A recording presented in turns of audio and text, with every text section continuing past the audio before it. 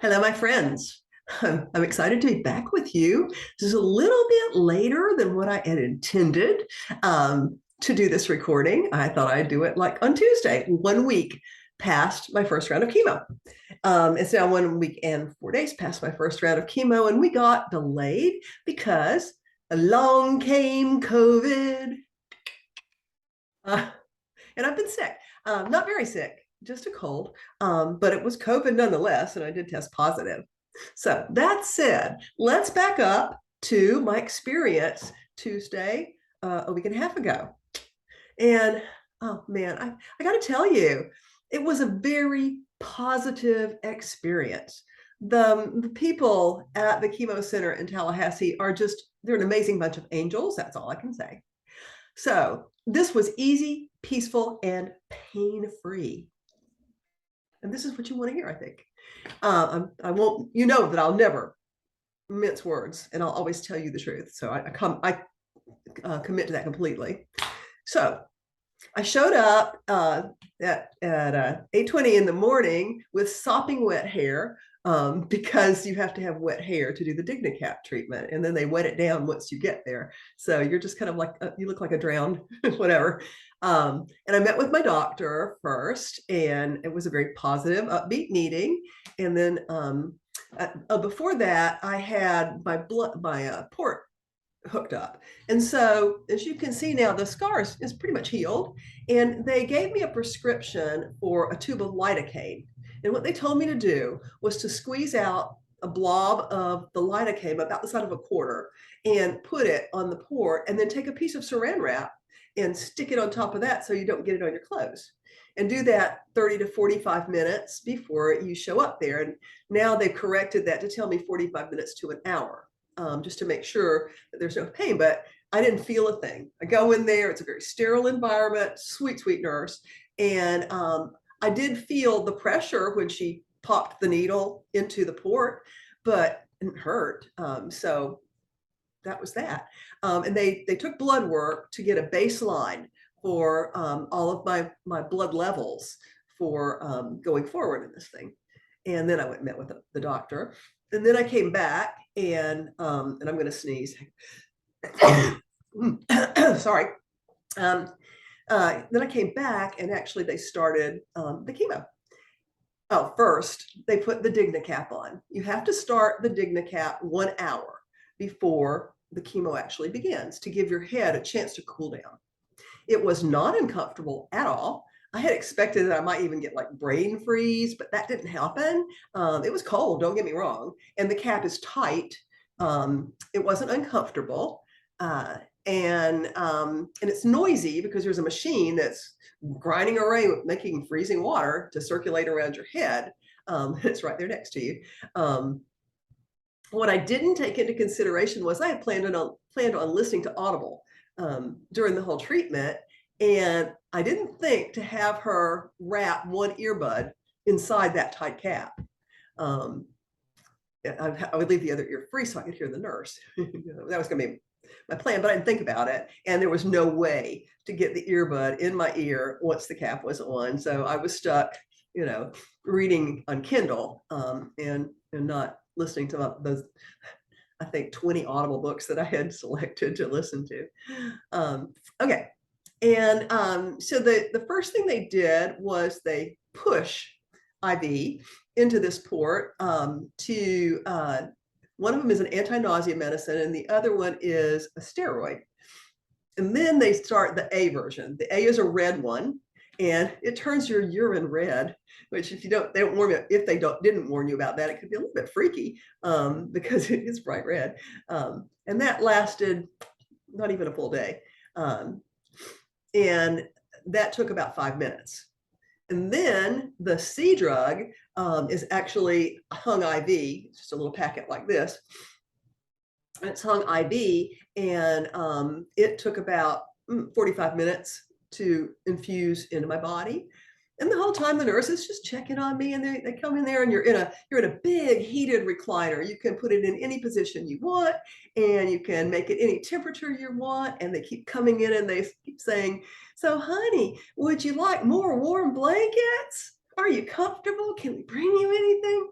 It was kind of like being on a business class plane flight. Um, and then partway into this thing, they come around with lunch.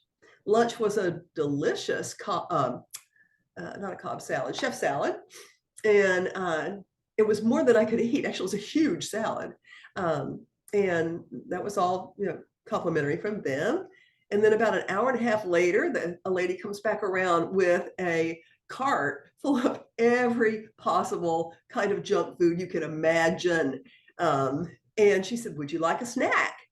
And I was like, I don't eat snacks. However, what the heck? So I got a pack of Sun Chips. Um, and she said, "Would you like some hot cocoa?" And I said, "Well, yeah." She said, "Now I apologize. I do not have any marshmallows." And I'm like, "Okay, if that's the worst it gets, we're all good." And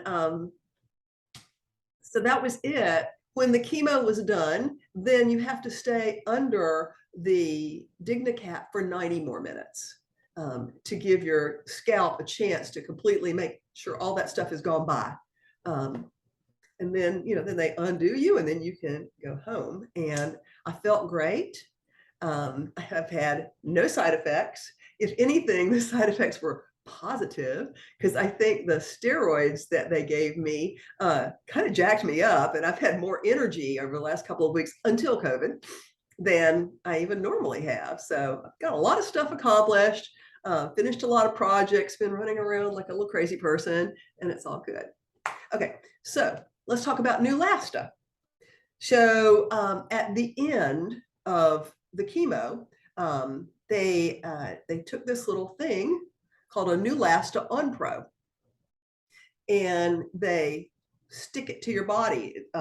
It's like sticky stuff. That normally a lot of people do it on the back of their arm, but because I live alone, I wouldn't have been able to monitor it that way very easily. So she said, "Let's just put it on your belly." So she stuck it on my stomach, and she first injected the medicine into it, filled it up, and then put it on my stomach and hit go, I guess.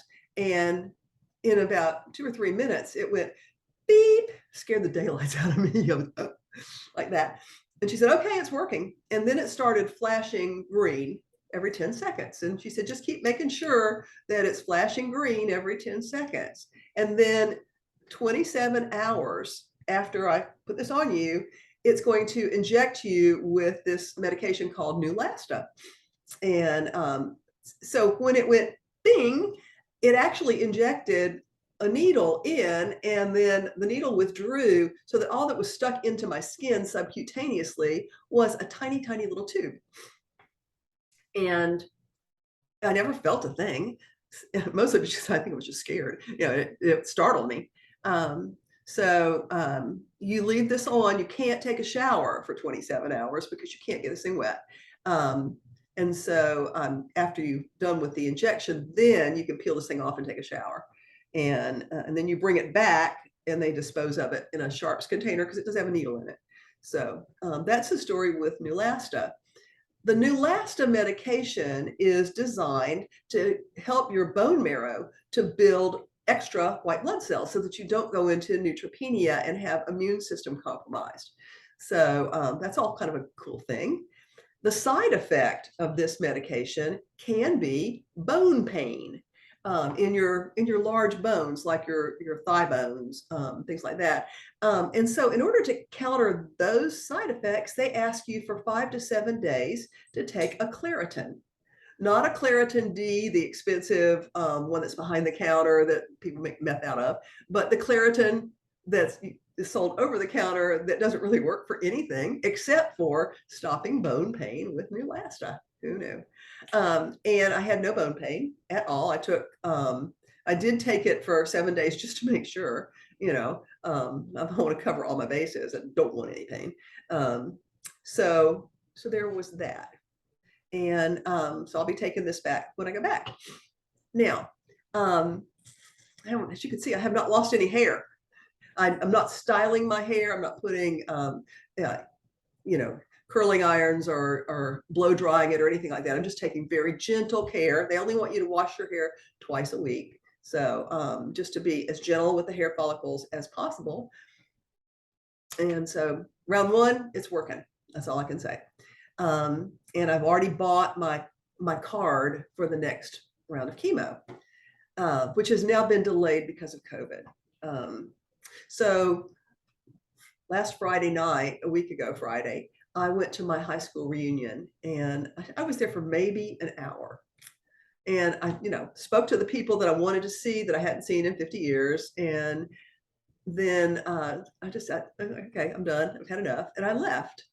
And I did not go back on Saturday night to the $55 a plate dinner because I didn't feel the need to. And I just really wasn't interested in making conversation with a lot of people that I didn't have anything in common with anymore. So that said, Monday, I went on a little excursion with one of my friends. We went to Monticello to buy watermelon. Monticello is a little town about 25 miles east of Tallahassee. And I don't know what it is in the soil there, but they make the most delicious watermelon. They grow that there.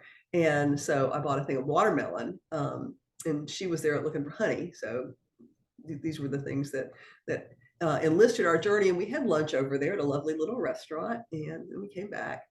And then Tuesday, which would have been the end of week 1, start of week 2, I woke up feeling not great. And I thought, I wonder if this is chemo.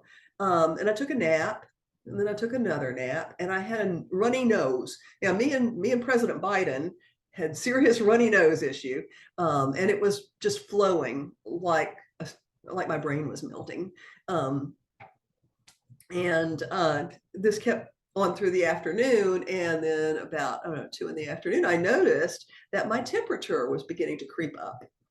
And my body temperature average is about 97.5. I don't have a thyroid, so I think I tend to run low. And so then it got to be 98, and then it got to be 99, and it hit 100, and I freaked because the women in the chemo center put the fear in you about fever. They said, if your fever gets to be 100.4, you're to go to the emergency room. And I was like, oh no, what do I do? So about that time, I did a COVID test, and it says you're supposed to wait 14 minutes to get your result. Well, I took about 4, and it was boom, positive. So I'm reckoning I brought home a hitchhiker from that class reunion.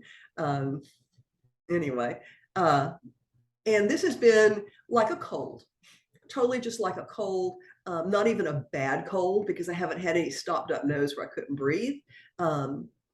And there were 2 days where I was tired, and one day I took 3 naps, the next day I took 2 naps, the next day 1 nap, and then I haven't taken any naps since then. And my energy's all coming back. My nose is still a little bit runny, so totally I'm not going to go out in public, until I'm sure that I'm negative and that I'm no longer sloughing off any kind of virus that I could, infect anybody else. But I'm guessing that it's a good thing that I waited all this long to get COVID, because this was extremely mild, and I praise God for that.